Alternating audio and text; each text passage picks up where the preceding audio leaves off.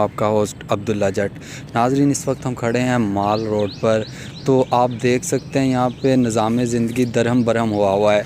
ये माल रोड का रोड है, यहाँ पे ट्रैफिक का नामो निशान तक नहीं है। वहाँ पे आप मेरे पीछे देख सकते हैं पुलिस ने नाका लगाया हुआ है। पुलिस की भारी नफरी तैनात है वहाँ पर, और वहाँ पे कोई आ नहीं जा सकता ना जा सकता है। सिर्फ मीडिया को थोड़ी सी परमिशन दी गई है कि वो अंदर जाके थोड़ी सी कवरेज कर सकते हैं, लेकिन यहाँ पे कोई ट्रैफिक नहीं है। यहाँ से धर्मपुरा ताजपुरा तक ट्रैफिक है, लेकिन वहाँ पर कोई भी नहीं जा सकता।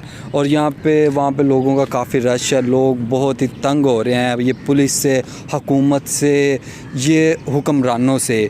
अगर आपने गिरफ़्तार करना है, किसी के ख़िलाफ़ क्रैक डाउन करना है तो आप उसको कर लें, लेकिन आपने निज़ाम ज़िंदगी दरहम लोगों का जीना हराम कर दिया हुआ है। यहाँ पे पुलिस का नाका है, कभी पाकिस्तान में शेलिंग होती है, कभी लोगों की ज़िंदगियों का ज़िया हो जाता है। तो हम किस स्टेज पे खड़े हैं? हमें सोचना चाहिए कि हम क्या चाहते हैं। आज़ादी चाहते हैं? क्या आज़ादी ऐसे लेंगे कि हमारी इकॉनमी तबाह हुई जा रही है दिन ब दिन, इंटरनेट की सर्विस मुअत्तल कर दी जाती है, तब पाकिस्तान की इकॉनमी को नुकसान पड़ता है। निज़ाम ज़िंदगी दरम बरम होता है, ट्रैफिक नहीं, ट्रांसपोर्ट नहीं हो रही इन रोडों से।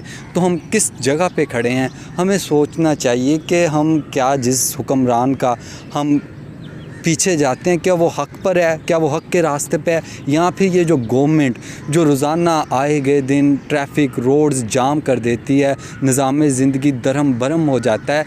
इससे हमें कैसे छुटकारा हासिल होगा? हमें सोचने की ज़रूरत है।